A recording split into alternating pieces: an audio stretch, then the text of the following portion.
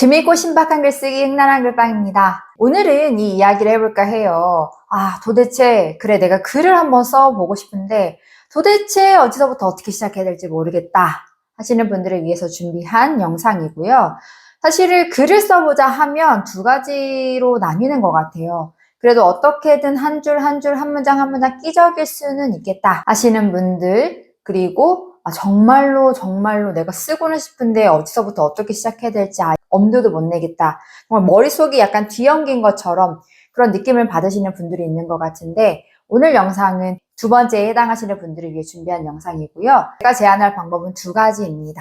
이 두 가지 방법 중에 우리 글빵 작가님들 입맛에 맞는 거 채택하셔서 써보시다 보면 결국에는 나중에는 제가 드린 힌트 없이도 본인이 원하는 글을 창작할 수 있는 단계까지 이르게 될 거라는 게 오늘의 결론이고요. 자, 그렇다면 도대체 어떻게 글을 써야 될까? 사실은 이 질문은 제가 저희 글방에 계시는 임상현 작가님으로부터 얻은 질문이었어요. 임상현 작가님이 지금은 이제 초고가 거의 다 완성해서 이제 투구 임박 직전에 계시는 작가님인데, 작가님이 그러시더라고요. 본인이 이제 글을 써보겠다라고 마음을 먹었는데 대체 그러면 글은 어떻게 써야 하는가? 정말 모르겠더라라는 게 임상현 작가님의 질문이었어요. 사실은 임상현 작가님도 지금은 초고를 다 쓴 상태지만 이렇게 처음에는 글은 도대체 어떻게 써야 되는가 고민이 많으셨다라는 것. 아마 우리 글방에서 이 영상을 켜보신 분들도 마찬가지일 거라고 생각을 합니다. 그래서 제가 드리는 답은 두 가지입니다. 첫 번째는요, 만약에 작가님들이 정말 글을 못 쓰시겠다, 한 줄도 쓰기가 어렵다 하시면 질문에 대한 답을 쓰는 거를 글쓰기로 생각하시면 좋을 것 같아요. 그러니까 뭐냐면 질문을 먼저 준비한 다음에 이에 대한 답을 글로 써보는 연습을 하는 거예요. 우리가 왜 글쓰기가 어렵냐 하면 사실은 한 줄부터 쓰기가 어려운 게, 내가 그래서 어떤 글을 어떻게 써야 될지 처음부터 그 시작 마중물을 뭘로 마련해야 될지 모르기 때문에 글쓰기가 보통 어렵거든요. 근데 반대로 내가 질문을 먼저 준비한 상태라면 거기에 맞춰서 내 나름대로 답을 한다라고 생각할 수 있기 때문에 글쓰기가 한결 수월해진다. 조금 이따가 이 질문에 대한 답은 어떤 걸 쓸 수 있는지 예시를 보여드리도록 할 거고요. 두 번째는 제가 제안하는 건 이겁니다. 편집을 연습해 보시는 거예요. 이게 결국 나중에 글을 자꾸 쓰다 보면 작가님들이 작가라는 사람은 글을 통해서 편집을 잘해야 되는구나. 결국에는 작가의 능력 중에 하나로 편집력이 굉장히 중요하구나라는 걸 많이 깨달으실 텐데, 그럴 수밖에 없는 게 작가는 지면이라는 한계를 뚫고 자기의 언어로 자기만의 표현을 하는 사람들이잖아요. 그렇기 때문에 우리가 그 지면이라는 한계를 통해서 편집을 계속 해야 됩니다. 어떤 말을 어디서부터 어떻게까지 전달할 것인가. 거기에 대한 고민들을 작가는 항상 한다고 보시면 되는데요. 그렇다면 우리는 글쓰기를 통해서 미리 연습을 할 수 있다. 그리고 이것은 글을 도대체 어디서부터 어떻게 시작해야 될지 모르는, 그러나 글을 써보고 싶은 우리 작가님들께 정말 많이 도움이 되는 것이다. 그래서 말하면 저는 이렇게 한번 해보라고 말씀드리고 싶어요. 소설이나 영화나 드라마 같은 것들을 작가님들이 보시잖아요. 우리가 보고 나서 그거를 글로 옮겨보는 연습을 하시는 거다. 저는 여기서 서평이라고는 하지 않았는데요. 서평은 보통 책을 읽고 난 자기의 어떤 감상들이 주되기 때문에, 그러니까 평이 주되기 때문에 그것보다는 저는 오히려 글쓰기를 처음 정말 모르겠다 하시는 분들, 그리고 글쓰기를 이왕이면 연습하고 싶은 분들에게는 편집 연습을 해보시라고 권하고 싶고, 그 방법은 이겁니다. 소설이나 영화나 드라마를 보고 나서 글로 옮겨 적는 것. 어떤 말인지 다시 예시를 통해서 조금 더 깊게 들어가 볼게요. 자, 우선 첫 번째, 아까 질문에 대한 답을 작가님들 글로 써보세요 했던 게 이겁니다. 작가님들께 그 대표적인 게 바로 일기예요. 그 예시가. 작가님들 일기는 우리가 초등학교 때부터 선생님한테 숙제로 받아서 혹은 본인만의 어떤 삶의 여정을 기록하기 위해서 한 번쯤은 다 써보셨을 거라고 생각하는데요. 설마 쓰지 않으셨더라도 일기는 우리가 좀 쉽게 쓸 수 있다라고 생각을 해요. 그렇죠? 일기도 하나의 글쓰기고요. 그렇다면 왜 그럴까? 왜 그럴까요? 생각해보면 되게 단순합니다. 일기는 기록의 목적, 그러니까 글쓰기의 목적이 확실하게 정해져 있는 글쓰기예요. 하루의 기록이잖아요, 일기. 그리고 그런 일기에는 은연중에 질문이 녹아져 있습니다. 너 오늘 뭐 했어?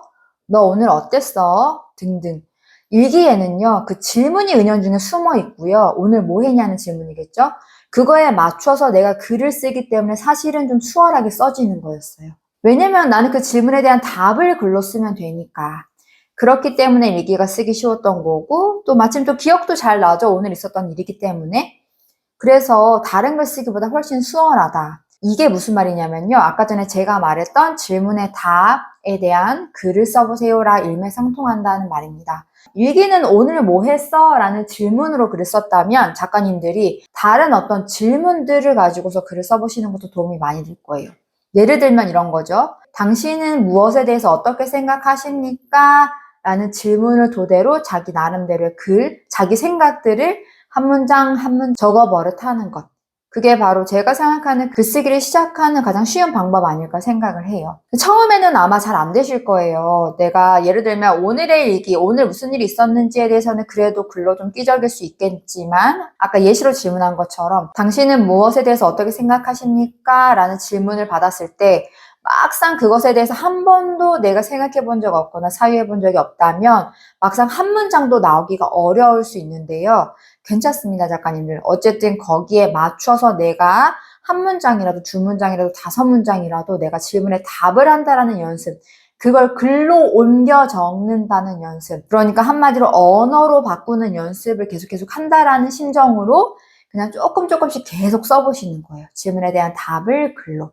그러다 보면 또 어느 순간 글쓰기에 익숙해져서 내가 내 생각으로 가지고 있던 것들을 언어로 뽑을 수 있게 된다. 두 번째는 아까 말했던 영화나 소설이나 드라마들을 보고서 작가님들 나름대로 그걸 옮겨 적는 건데요.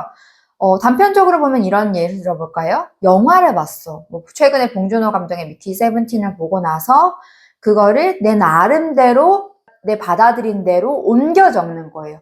미키는 어땠고 저땠고 저땠고 근데 여기서 핵심은 뭐냐면 인물이랑 사건을 중심으로 작가님들이 그걸 언어로 옮겨 적어보는 거예요. 아마 이미 머릿속에는 그 스토리들이 다 있으실 거예요. 본 영화이기 때문에. 그때 작가님들이 이거를 언어로 일부러 바꿔보는 연습을 해보시는 겁니다. 여기서 중요한 건 뭐냐면요. 편집력이라고 했잖아요. 제가 작가님들이 본 영화를 1페이지부터 10페이지 동안에 쫙 다 쓰시라는 게 아니에요. 그 핵심적인 인물과 사건을 중심으로 그 스토리를 내가 언어로, 그러니까 글로 한번 옮겨 적어보는 게 핵심인데요. 그러려면 작가님들이 자연스럽게 편집력이 커질 수밖에 없다. 왜냐하면 내가 여기서 뭐가 중요했고 뭘 살렸어야 될지를 계속 고민하면서 글로 옮겨 적기 때문에 그래요.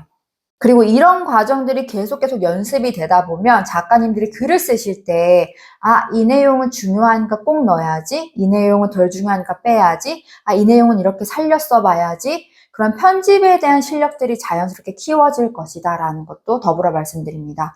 그래서 정말 내가 글은 써보고 싶은데 대체 뭘 써야 될지 모르겠어. 정말 내 안에서 스스로가 뭔가를 꺼집어내기까지 조금 시간이 아직은 필요해 하시는 분들은 첫 번째 제가 말했던 질문에 대한 답, 특히 일기 같은 것들. 오늘 뭐 했어? 그걸 미리 글로 한번 써보시는 연습들을 해보면 좋을 것 같고요. 두 번째는 아까 영화, 소설, 혹은 드라마를 보고 나서 그 내가 본 것을 인물과 사건을 중심으로 나만의 언어로 한번 편집을 해보는 거예요. 그런 연습들을 계속 하시다 보면 결국 이렇게 됩니다. 쓰다 보면 쓰게 될 것. 자꾸 쓰다 보면요. 내가 이제는 나만의 언어로 무언가를 창조하는 연습들이 되어 있기 때문에 나올 거예요. 자꾸 쓰다 보면 쓰게 될 것이라는 게 오늘의 결론입니다. 제가 오늘 저희 글방 공식 블로그에서 썼지만 글쓰기는 사실은 원래 어려운 거라고 저도 생각을 합니다. 왜 그러냐면 글쓰기란 받아쓰기가 아니기 때문이다 라고 얘기를 했었는데 받아쓰기는요. 우리가 그냥 받아서 쓰면 돼요. 선생님이 오늘 학교에 갔습니다.